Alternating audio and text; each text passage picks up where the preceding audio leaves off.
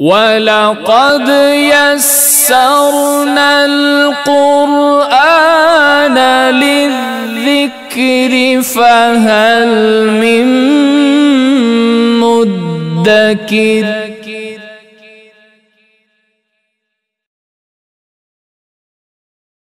صلی اللہ علیہ یا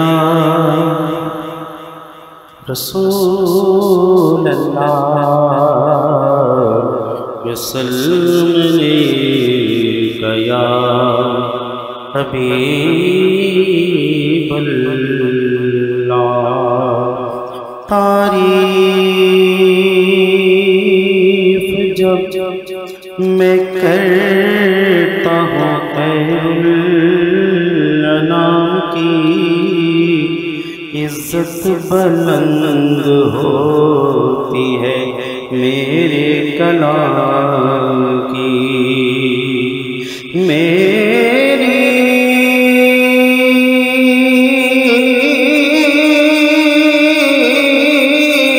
لحد میں لائیں گے تشریف مصطفیٰ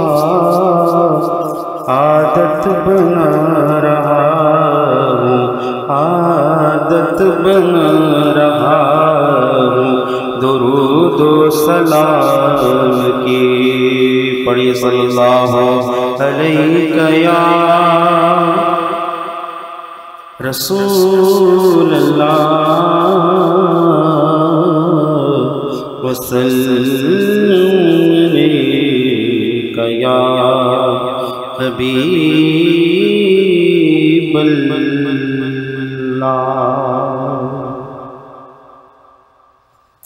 حضور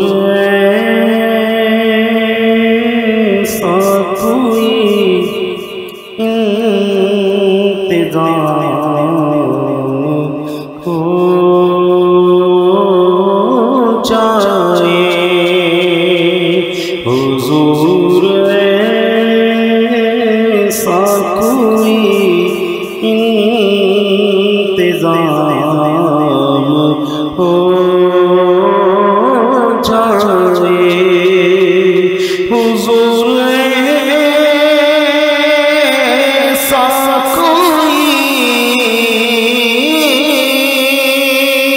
انتظام ہو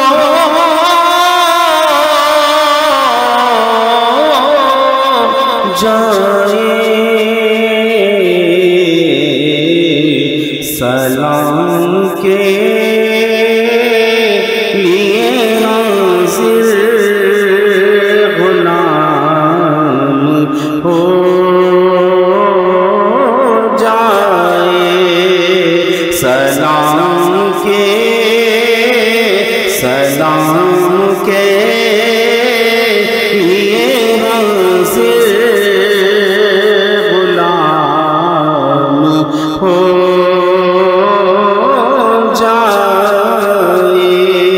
سلام کے لیے حاضر غلام ہو جائے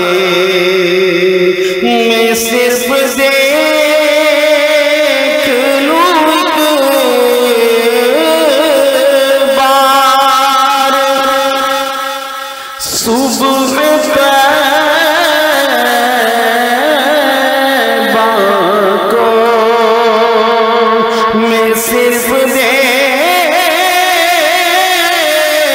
لوں ایک بار صبح طیبہ کو بلا سے پھر میری دنیا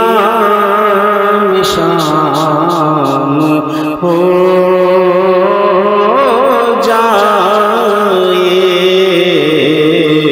بلا سے پھر میری دنیا میں شام ہو جائے اور تجلیات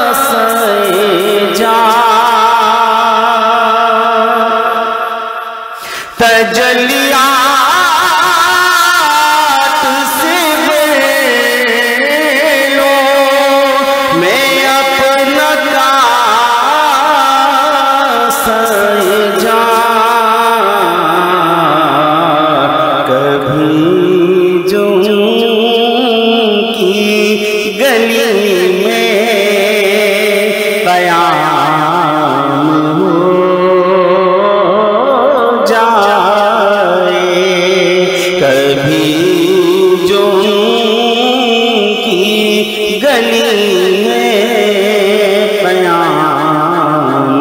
ہو جائے حضور آپ جو چاہیں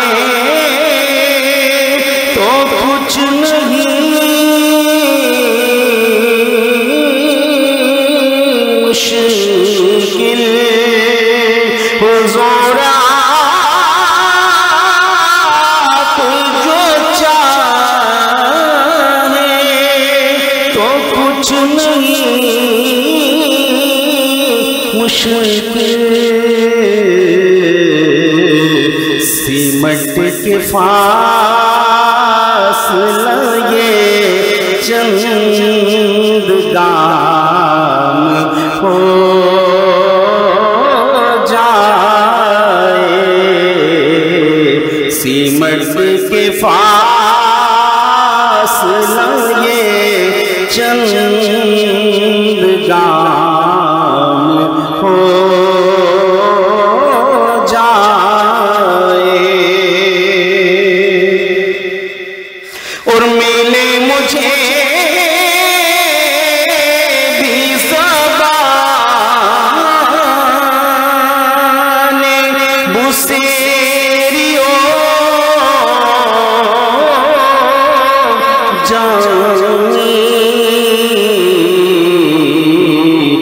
میرا کلام بھی مقبول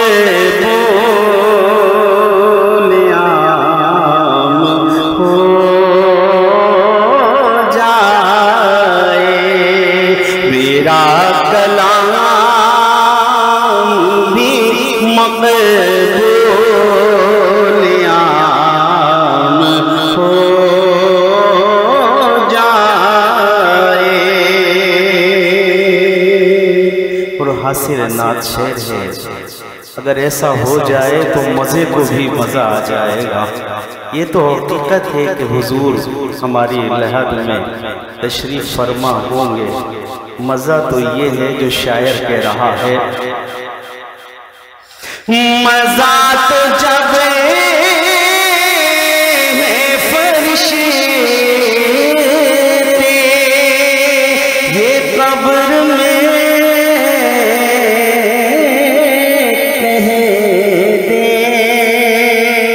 مزہ تو جب فرشتے یہ قبر میں کہہ دے سبید ہے خیر النام ہو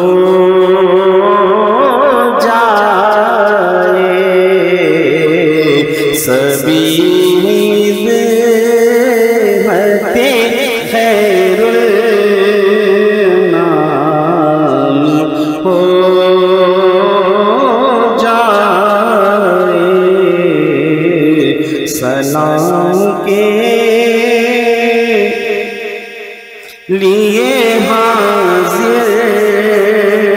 غلام ہو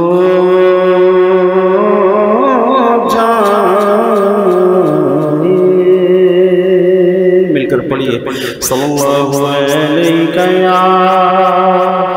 رسول اللہ وسلم علیہ یا حبیب اللہ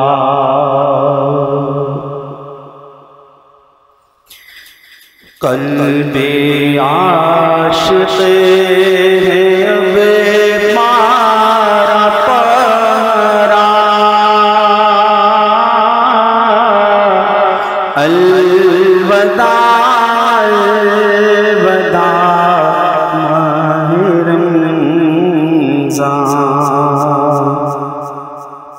قلب عاشق ہے اب پارا پارا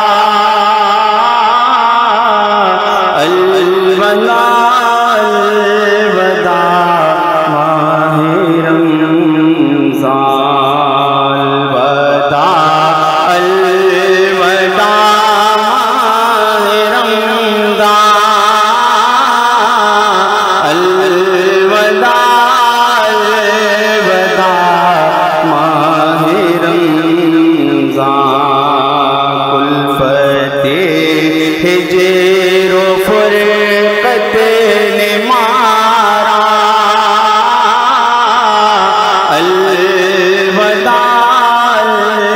الوداع ماہ رمضان تیرے آنے سے دل خوش ہوا تھا اور ذوق عبادت بڑھا تھا تیرے آنے سے دل خوش ہوا تھا اور ذوق عبادت بڑھا تھا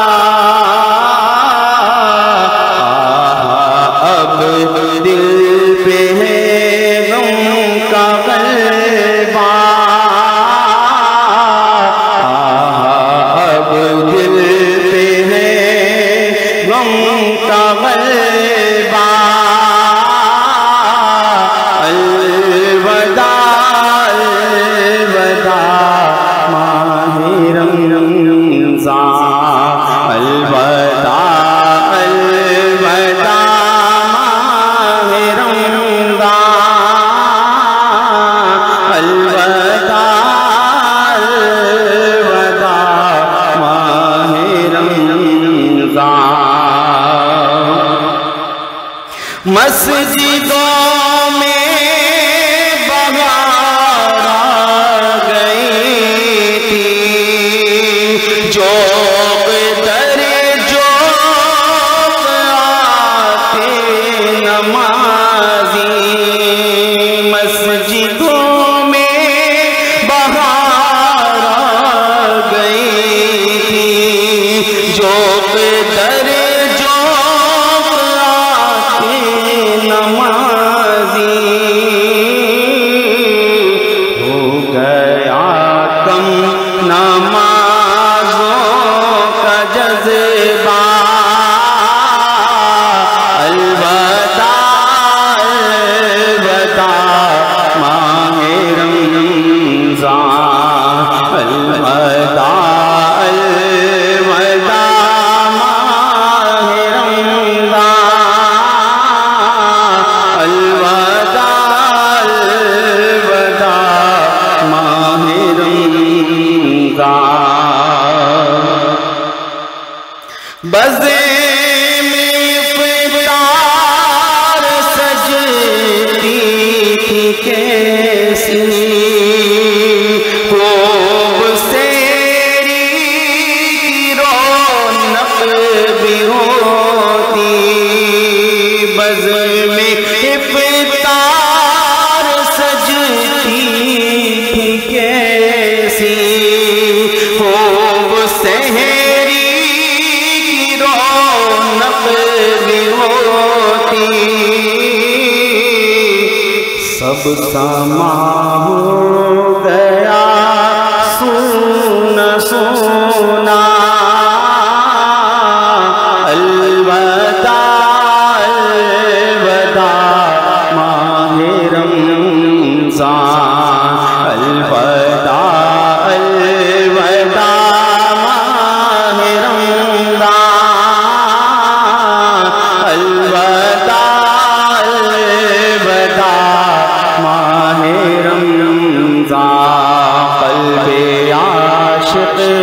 ہے اب پارا پارا الوداع الوداع ماہ رمضان تیرے دیوانے اب رو رہے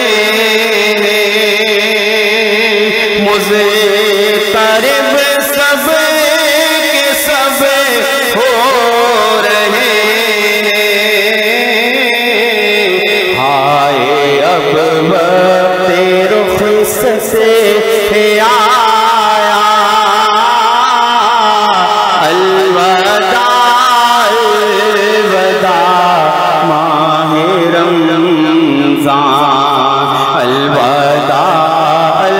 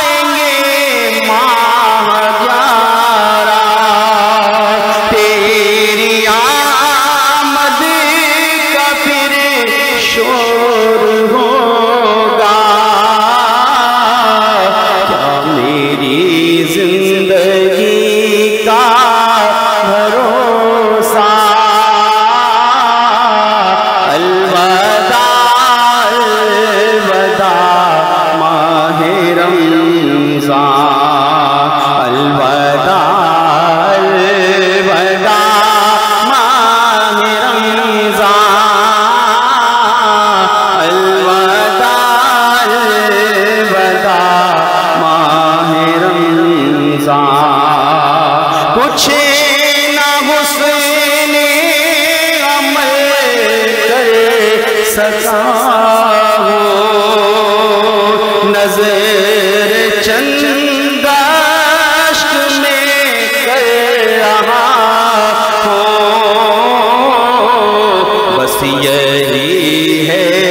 میرا اثاثہ الوداع الوداع ماہ رمضان الوداع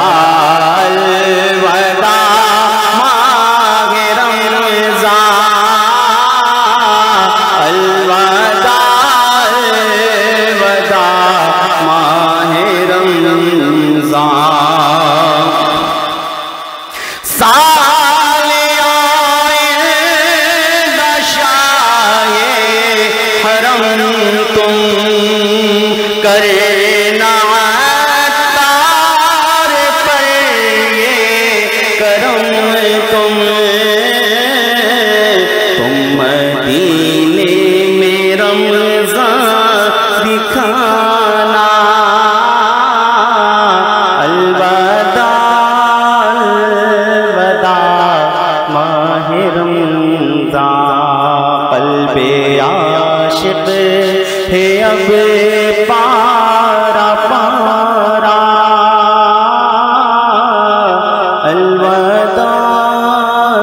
الوداع ماہ رمضان الحمدللہ ثم الحمدللہ عالم اسلام کے ممتاز و محترم عالم دین استاذ العلماء مفتی محمد آصف مدنی دامت برکاتہم القدسیہ جلوہ افروز ہو چکے ہیں آپ کی محبت اور آپ کی عقیدت میں نعروں کی گونج میں آپ کو دعوت خطاب دوں گا نعروں سے استقبال کیجئے نعرہ تکبیر نعرہ تکبیر نعرہ رسالت نعرہ رسالت نعرہ تحقیق حق چاریار نعرہ غوثیہ علماء اہل سنت الحمدللہ رب العالمین والصلاة والسلام علی سید الانبیاء والمرسلین وعلى آلہ واصحابہ اجمعین اما بعد فاعوذ باللہ من الشیطان الرجیم بسم اللہ الرحمن الرحیم للذین اتقوا عند ربهم جنات تجری من تحتها الانہار خالدین فیہا وأزواج مطهرة ورضوان من الله والله بصير بالعباد الذين يقولون ربنا إننا آمنا فاغفر لنا ذنوبنا وقنا عذاب النار الصابرين والصادقين والقانتين والمنفقين والمستغفرين بالأسحار صدق اللہ العلی العظیم وصدق رسولہ النبی الامین سورہ آل عمران کی چند آیات تلاوت کی جس میں اللہ تعالیٰ نے متقین کی درجات کو اور ان کو حاصل ہونے والے انعامات کو ذکر فرمایا اور ابتدائی جمعہ میں یہی مضمون ہمارا چل رہا تھا کیونکہ یہ رمضان المبارک آپ جانتے ہیں کہ صفت تقوی سے متصف ہونے کا ایک بہترین مہینہ ہے اور موقع ہے اور روزے کی مقصدیت کو بھی اللہ تعالیٰ نے ذکر کرتے ہوئے فرمایا لعلکم تتقون روزہ اس لیے ہے تاکہ تم تقوی اور پرہیزگاری کی طرف آ جاؤ تو انہی متقین کے انعامات اور ان کی صفات کو ذکر کیا جا رہا ہے لہٰذا جب ان صفات کو ہم دیکھیں تو ہمیں اپنا محاسبہ کرنا چاہیے کہ وہ خوبیاں بدرجہ کمال ہم میں موجود اگر ہیں تو ہم متقی ہیں اور ہم متقی ہیں تو جو انعام اللہ تعالیٰ ذکر فرما رہا ہے وہ اللہ کی فضل و عنایت سے ہمارے لیے بھی ہے چنانچہ اللہ تعالیٰ نے یہاں پہلے انعام کا ذکر فرمایا جس پر ہم نے تفصیلی بات کر لی تھی اس کا صرف ترجمہ کر دیتا ہوں الذین اتقوا عند ربهم جنات للذین اتقوا کہ وہ لوگ کہ جنہوں نے تقوی اختیار کیا ان کے لیے ان کے رب کے پاس باغات ہیں جس کے نیچے نہریں جاری ہیں آپ کو بتایا تھا کہ اس سے غذائی ضرورت کھانے پینے کی ضرورت پوری ہو گئی اور اس پر ہم نے تفصیلی کلام کر لیا تھا کہ ایسی نعمتیں کہ جس کا تصور نہیں کیا جا سکتا، ایک ایک لقمے میں 70 ذائقے، وہ تو اللہ تعالیٰ قادر مطلق ہے، وہ پیدا فرمائے گا اور جنتی اس سے فائدہ اٹھائیں گے۔ اور دودھ، شہد، پاکیزہ شراب اور ٹھنڈا میٹھا پانی جو ہے اس کی نہریں جاری ہوں گی۔ اور مزید فرمایا خالدین فیہا، یہ ہمیشہ اس میں رہیں گے، یعنی یہ نعمتیں کبھی بھی ان سے چھنیں گی نہیں۔ انسان دوام چاہتا ہے، استمرار چاہتا ہے، ہمیشگی چاہتا ہے، دنیا میں بھی دعائیں کر رہا ہوتا ہے کہ ہمیں جو عطا ہوا ہے وہ ہم سے واپس نہ لیا جائے، ہم ہمیشہ آسائشوں میں رہیں بلکہ اس میں اضافہ ہو، مزید ترقی ہو۔ اللہ تعالیٰ یہ ضمانت ارشاد فرما رہا ہے جنت کے انعامات سے متعلق، خالدین فیہا، یہ ہمیشہ اس میں رہیں گے۔ اور دنیاوی جو جتنا بھی مال و متاع ہے اس کے بارے میں فرمایا ذالک متاع الحیات الدنیا، یہ دنیا کی زندگی کا مال و متاع ہے۔ تو ٹھیک ہے، جب تک آپ دنیا میں ہیں اس وقت تک اس سے جائز طریقے سے فائدہ اٹھائیں گے، اور چونکہ دنیا کی زندگی عارضی ہے تو اس کا سامان بھی عارضی ہے۔ لیکن جب یہاں اللہ تعالیٰ فرما رہا خالدین فیہا، ہمیشہ اس میں رہیں گے، اس کا مطلب ہمیشہ کی زندگی ہے، اور یہ نعمتیں کبھی بھی اس سے زائل نہیں ہوں گی۔ اگر آدمی اس کو ذرا محسوس کرنے کی کوشش کرے تو اس کی لذت کو خوب جان سکتا ہے۔ ایک تو طویل زندگی جو کبھی نہ ختم ہو، اور آسائش سے بھرپور زندگی، اور وہ آسائشیں کبھی ختم نہیں ہوں گی، اور دوسرے ہے کہ انسان اس سے بور نہیں ہوگا۔ ایک یہ ہوتا ہے نا، ہم گاڑی بھی اگر نہیں خریدتے ہیں تو تھوڑے عرصے کے بعد وہ ہمارے لیے بس ایسے ہی آئی گئی پرانی چیز ہو جاتی ہے، اب ہم ڈھونڈ رہے ہوتے ہیں نیا ماڈل۔ اسی طرح موبائل وغیرہ، تو ہم بور ہو جاتے ہیں ایک چیز کو استعمال کیا، اور اس کے بعد ہماری جو طبیعت ہے وہ بچوں کی سی ہے کہ پہلے ضد کر کے لے لیں گے، پھر تھوڑا سا کھیلا، پھر وہ پتا وہ کھلونا کہاں پڑا ہے، بچہ کہاں ہے، پتہ ہی نہیں۔ ابھی تھوڑی دیر پہلے، 2 دن پہلے رو کے اس نے خریدا تھا۔ ہمارا حال بھی ایسا ہی ہے۔ تو وہاں کی نعمتیں جو ہے اس سے انسان کبھی بھی بور نہیں ہوگا، کبھی بھی بور نہیں ہوگا۔ تو یہ ایک ایسی زندگی ہے جس کا تصور نہیں کیا جا سکتا۔ وہ ازواج مطہرہ، اور پاک بیویاں ہوں گی، یہ بھی انسان کی طبعی ضرورت ہے، اس کو بھی اللہ نے پورا فرمایا، اور ازواج نہیں فرمایا، مطہرہ فرمایا۔ ہر طرح کی ٹینشن سے، یعنی ہر طرح کی غلاظت سے، گندگی سے پاک ازواج ہوں گی۔ یہاں تو جو ہے کوئی بیوی سے مطمئن نہیں ہے، شوہر بیوی سے، بیوی شوہر سے، کچھ نہ کچھ چلتا ہی رہتا ہے، شکایات ہوتی ہیں۔ لیکن وہاں جو ہے ازواج مطہرہ، صرف ازواج نہیں فرمایا بلکہ ان کی صفت کو بھی ذکر فرمایا کہ ہر طرح کے نقص سے مبرہ اور منزہ، پاک اور صاف، ازواج مطہرہ، ٹینشن فری زندگی ہوگی۔ اور برضوان من اللہ، اور اللہ تعالیٰ کی رضا ہوگی۔ یہ بتایا تھا کہ انسان کی روحانی غذا ہے۔ اور واللہ بصیر بالعباد فرمایا آگے، یعنی بتا دیا کہ تمہارا کوئی بھی عمل بھولا نہیں جائے گا، ضائع نہیں ہوگا، تم بھول جاؤ گے مگر اللہ تعالیٰ بھولنے سے مبرہ ہے۔ فرمایا واللہ بصیر بالعباد، اللہ تعالیٰ اپنے بندوں کو دیکھ رہا ہے۔ اب جو خوبیاں، یہ جو انعامات ذکر کر دیے کہ یہ تو متقی کے لیے یہ انعامات ہیں، تو اب سوال پیدا ہوا کہ متقین کون ہیں؟ تو اللہ تعالیٰ اب ان کی خوبیاں بیان فرماتے ہوئے ارشاد فرماتا ہے الذین یقولون ربنا اننا آمنا، کہ جو یہ کہتے ہیں کہ بے شک ہم ایمان لائے، یعنی اللہ سے وفاداری کا اعلان کرتے ہیں کہ یا اللہ ہم تیرے غدار نہیں ہیں، تجھے ماننے والے ہیں، جو کچھ تو نے اپنے نبی کے ذریعے سے بھیجا ہم سب کو دل سے حق اور سچ تسلیم کرتے ہیں، یہی ایمان کی تعریف ہے۔ اننا آمنا، انا تاکید کا صیغہ ہے، بہت زیادہ پختہ بات کرنی ہو تو انا لایا جاتا ہے، یہاں ڈبل ہو گیا اننا، یعنی نا ضمیر بھی ہے، اور ہم اننا بلا شبہ ہم آمنا ایمان رکھتے ہیں۔ اس کا مطلب یہ ہے کہ اپنے اعتقاد پر کامل یقین ہونا چاہیے، ایمان بہت مضبوط ہونا چاہیے، اور اس کا تعلق عمل سے تو ہے نہیں، یقین رکھنے سے ہے۔ تو جو اللہ تعالیٰ کی صفات کمال کی معرفت رکھتا ہے، اس کا مطالعہ کرتا ہے، وہ اللہ تعالیٰ کی جو ہے وہ عظمت کا قائل ہے، اور اس کو کوئی شک و شبہ نہیں ہونا چاہیے۔ تو یہ نہیں کہنا چاہیے کہ ہم تو بھائی بڑے کمزور عقیدے کے لوگ ہیں،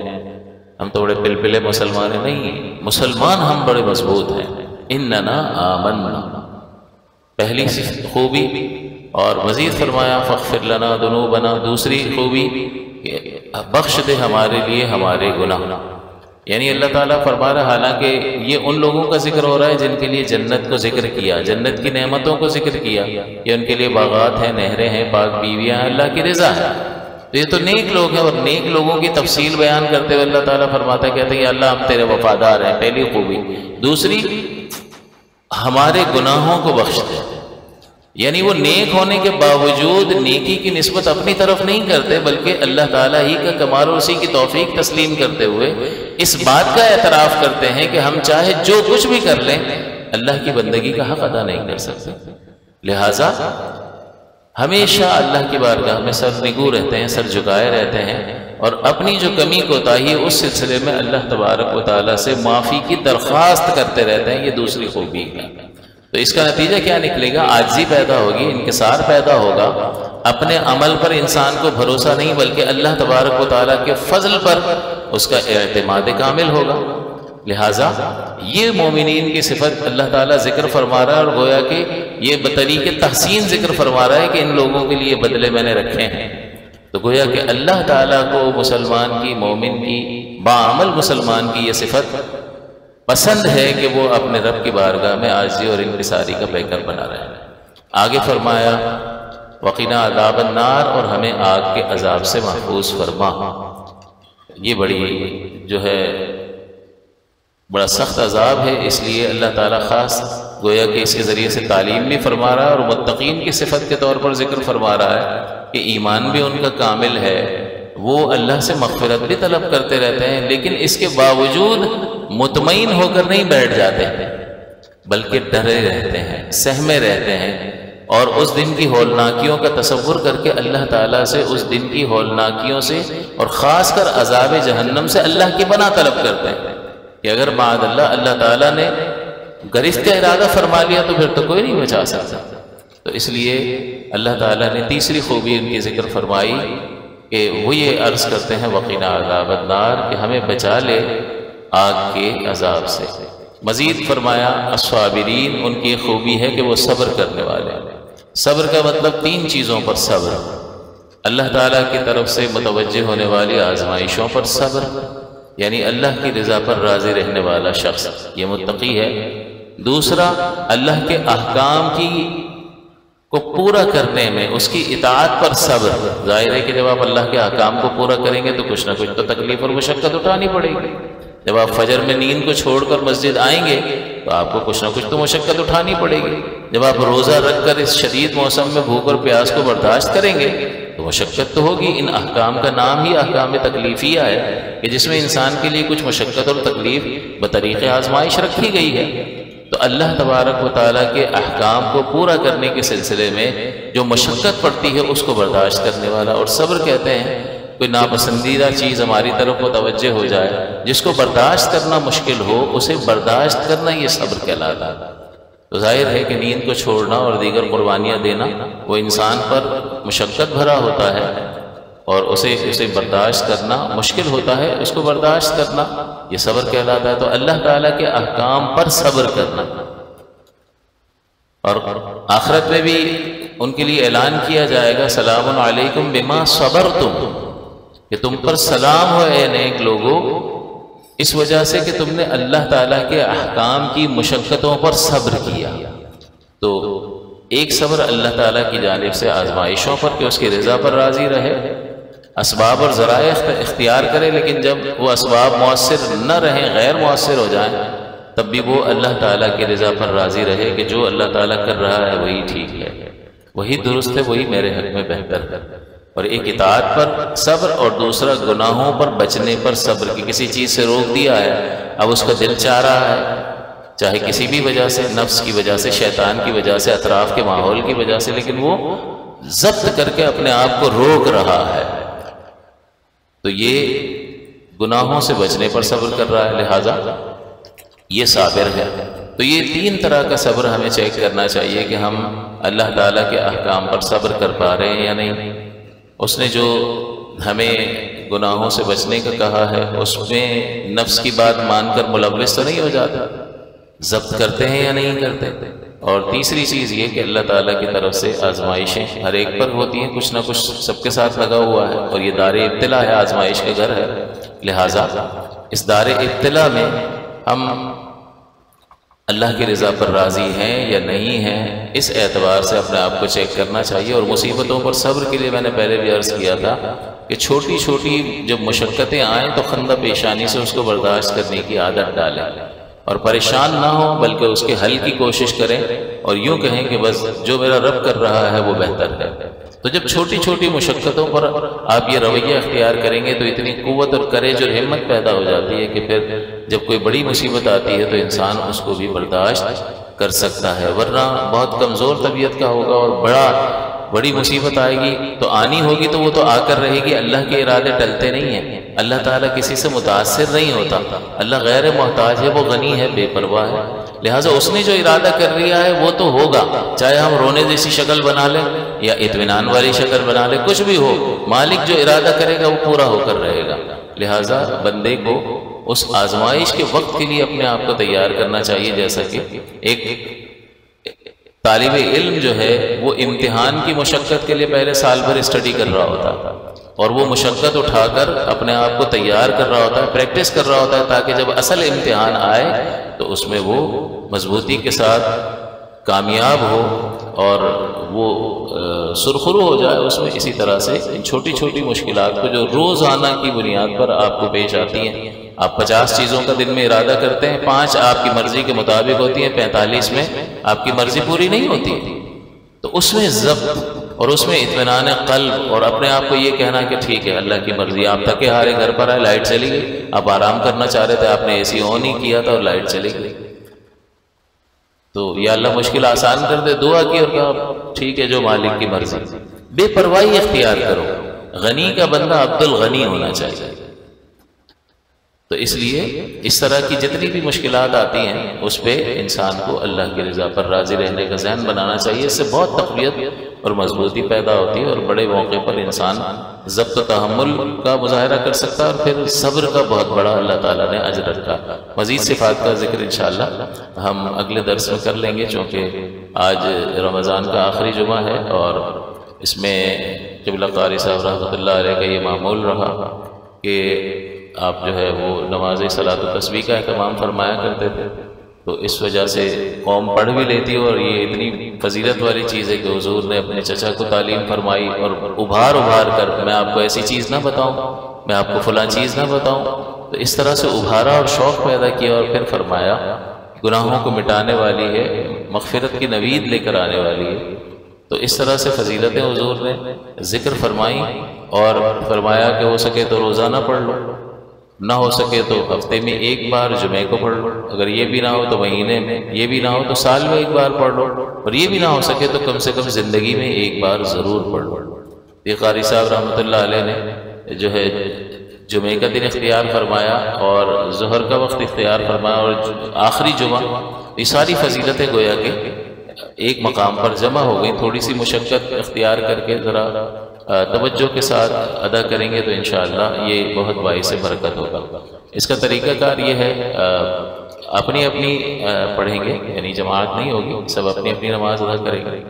اور چونکہ میری کمر میں تکلیف ہے، میری خواہش بہت ہے لیکن میں نہیں پڑھ سکوں گا، تو زیادہ دیر کھڑا بھی نہیں رہ سکتا، اور زیادہ دیر بہت زیادہ ایک اینگل پر بیٹھنا میرے لیے بڑی آزمائش ہے. آپ دعا کریں اللہ تعالیٰ کرم فرما. تو اس کا طریقہ کار یہ ہے کہ 300 بار ایک تسبیح پڑھنی ہوتی ہے، سبحان اللہ والحمد للہ ولا الہ الا اللہ واللہ اکبر. تو یہ عام طور پر آپ پڑھتے ہیں، سبحان اللہ پڑھتے ہیں، الحمد للہ پڑھتے ہیں، لا الہ الا اللہ پڑھتے ہیں اور اللہ اکبر پڑھتے ہیں. یہ چاروں باتیں آپ کو یاد ہیں، بس اس کو واو سے ملا دینا ہے، سبحان اللہ والحمد للہ ولا الہ الا اللہ واللہ اکبر. تو اتنی کوئی مشکل تسبیح نہیں ہے. اس کو 300 بار مکمل کرنا ہوتا ہے، جس کی ترتیب یہ ہے کہ آپ نے نماز کی ابتدا کی، اللہ اکبر کہا، نماز شروع ہو گئی، اور آپ نے ثنا پڑھی. ثنا پڑھنے کے بعد یہ تسبیح سبحان اللہ والحمد للہ آخر تک 15 مرتبہ پڑھنی ہے. اس کے بعد تعوذ اور تسبیح اعوذ باللہ بسم اللہ الرحمن الرحیم، اور اس کے بعد سورہ فاتحہ اور سورت ملائیں گے، یعنی قراءت کریں گے اور قراءت کرنے کے بعد 10 مرتبہ پڑھیں گے۔ اس کا مطلب یہ ہوا کہ قراءت سے پہلے 15 بار پڑھنی ہے اور قراءت کے بعد 10 مرتبہ پڑھنی ہے۔ تو یہ قیام میں سب سے زیادہ 25 مرتبہ یعنی پڑھا جائے گا۔ پھر آپ رکوع میں چلے جائیں گے، رکوع کی تسبیح پڑھیں گے 3 بار اور اس کے بعد یہی تسبیح 10 مرتبہ پڑھیں گے۔ پھر رکوع سے کھڑے ہوں گے، سمیع اللہ لمن حمیدہ، ربنا لک الحمد کہنے کے بعد 10 بار یہ تسبیح پڑھیں گے۔ پھر آپ اللہ اکبر کہتے ہوئے پہلے سجدے میں چلے جائیں گے، سجدے کی تسبیح پڑھیں گے سبحان ربی الاعلی 3 بار اور اس کے بعد یہی تسبیح 10 مرتبہ پڑھیں گے۔ پھر سجدے سے اٹھیں گے تو بیٹھ جائیں گے، اس کو جلسہ کہا جاتا ہے، اس میں 10 مرتبہ تسبیح پڑھیں گے اور پھر اگلے سجدے میں جائیں گے، سجدے کی تسبیح کے بعد یہ 10 بار پڑھیں گے۔ تو قیام کے علاوہ ہر مقام پر 10 مرتبہ ہے، تو یہ کل ملا کر 75 بار ہو جائے گی۔ جب آپ اگلی رکعت کے لیے کھڑے ہوں گے تو اگلی رکعت میں چونکہ ثنا تو ہے نہیں، تو آپ نے رکعت جو ہے وہ تسبیح سے ہی شروع کرنی ہے، 15 بار پڑھنی ہے، اس کے بعد آپ قراءت کریں گے، پھر 10 بار پڑھیں گے، تو یہ 25 ہو گیا۔ اور پھر اسی طرح سے رکوع میں 10 بار، رکوع سے کھڑے ہوں گے 10 بار، پہلے سجدے میں 10 بار، سجدے سے اٹھیں گے تو 10 بار اور اگلے سجدے میں جائیں گے تو 10 مرتبہ۔ تو اس طرح سے ہر رکعت میں یہ 75 مرتبہ یہ تسبیح پڑھی جائے گی۔ جب آپ 2 رکعت مکمل کر لیں گے تو اس میں آپ یہ چونکہ نفل نماز ہے اور نفل کا ہر قاعدہ اخیرہ ہوتا ہے، تو اس میں آپ درود شریف بھی پڑھیں گے، سب پڑھیں گے۔ اور پھر جب آپ اگلی رکعت کے لیے کھڑے ہوں گے یعنی تیسری رکعت جو ہوگی اس میں آپ ثنا بھی پڑھیں گے، اس میں آپ دوبارہ ثنا پڑھیں گے، کیونکہ نفل جو ہے ہر 2 رکعت کے بعد نئی ہو جاتی ہے، سنتوں کے علاوہ جو سنت موقدہ ہے اس کے علاوہ جو سنت غیر موقدہ ہے اس میں بھی ایسا ہی ہوتا ہے کہ عصر سے پہلے جو آپ 4 رکعت پڑھتے ہیں وہ بھی ایسے ہی ہوتی ہے، 2 کے بعد آپ درود پاک وغیرہ سب پڑھتے ہیں، پھر تیسری کے لیے کھڑے ہوتے ہیں تو ثنا سے شروع کرتے ہیں، اسی طرح اس میں بھی ہے۔ تو آپ پھر تسبیح ثنا پڑھیں گے، تسبیح پڑھیں گے، پھر قراءت کریں گے، پھر دوبارہ تسبیح پڑھیں گے، اس طرح 75 بار۔ اور جب چوتھی رکعت میں آئیں گے تو چوتھی رکعت میں پھر ثنا تو ہے نہیں، اس تسبیح سے ہی نماز شروع کریں گے، پھر قراءت کریں گے اور پھر تسبیح پڑھیں گے۔ تو بس یہ چیز یاد رکھنی ہے کہ ویسے تو ہر مقام پر 10 بار پڑھنا ہے، قیام میں 2 بار پڑھتے ہیں، قراءت سے پہلے 15 مرتبہ اور قراءت کرنے کے بعد 10 مرتبہ، تو یہ 25 مرتبہ قیام میں ہر بار ہوگی، تو اس طرح 75 کریں گے تو 4 رکعت میں یہ تسبیح مکمل ہو جائے گی۔ اور بس گننے کی ضرورت نہیں ہے، صرف تھوڑا سا اگر آپ اپنی انگلی کو دبا لیں ایسے کہ بھئی یہ انگلی چل رہی ہے تو اس میں 3 اگر یہ پوری ہو گئی تو 3 بار پڑھ لیا، دوسری پھر 3 بار، چوتھی بار آ گئی تو ذرا اس کو پریس کر لیا، تو جو دبی ہوئی ہے سمجھ لیں آپ اس پر ہیں، تو ذرا تسبیحات یاد رکھنے میں رہے گا، لیکن تھوڑا سا کمی بیشی بھی ہو جائے تو اس میں کوئی حرج نہیں ہے۔ زیادہ توجہ جو ہے وہ خشوع و خضوع اور اللہ تعالیٰ کی طرف رہے اور دل سے جو ہے وہ اللہ کی تسبیح بیان کریں، سبحان اللہ والحمدللہ۔ سبحان اللہ کا مطلب اللہ ہر عیب سے پاک ہے، تو اس معنی کی طرف آپ کی توجہ ہونی چاہیے۔ اور الحمدللہ تمام تعریفیں اس کے لیے ہیں، لا الہ الا اللہ، اس کے سوا کوئی لائق عبادت نہیں، اللہ اکبر، اللہ تعالیٰ سب سے بلند و بالا ہے، بزرگ و برتر ہے، بڑا ہے، یعنی عظمت کے اعتبار سے، سائز کے اعتبار سے تو نہیں ہے نا، اس کا جسم تو نہیں ہے کہ کہیں کہ اکبر ہے تو یعنی وہ جسم اس کا سب سے بڑا ہے، یہ تو آپ کو عقائد کے باب میں سمجھا دیا کہ وہ جسم و جسمانیت سے مبرہ اور منزہ۔ اس کے معانی پر توجہ رکھیں گے تو انشاءاللہ بہت زیادہ برکت حاصل ہوگی۔ اب آپ صفحہ درست فرما لیں اور نماز شروع کیجیے۔